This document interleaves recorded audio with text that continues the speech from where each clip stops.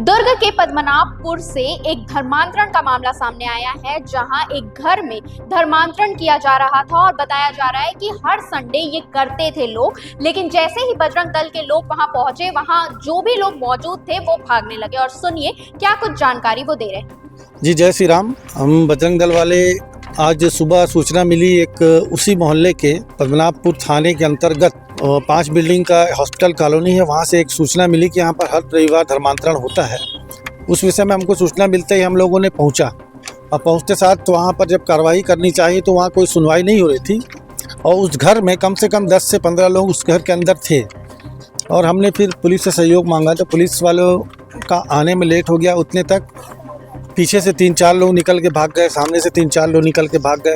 हम लोग क्या हाथ नहीं डाल सकते कानून के बगैर, तो कानून को हम लोग हाथ में नहीं लेना चाहते थे। उस हिसाब से फिर हमने हल्ला गुल्ला किया। पीछे हमारे लड़कों ने वीडियो निकाला, सब शूटिंग हुआ, कितने लोग भाग रहे थे, कितने लोग अंदर थे, है ना। पुलिस का थोड़ा सा सहयोग मिला, ज़्यादा सहयोग तो नहीं मिला क्योंकि पुलिस को सबूत नहीं मिला, जबकि सबूत अंदर में था। हमको मालूम हमारे पे वीडियो रखा हुआ है। पुलिस कहती कि नहीं हो रहा है, ये है। पुलिस भी उन्हीं के साथ मिली है या नहीं, मैं ये नहीं कर सकते, मगर कानून हमारा साथ देने, हमारे ही लोगों को मना कर रहा था वीडियो निकालने में और हमारे लोगों को धमका रहे थे पुलिस वाले, है ना। तो ये सब हमारे हिंदुस्तान में नहीं होना चाहिए।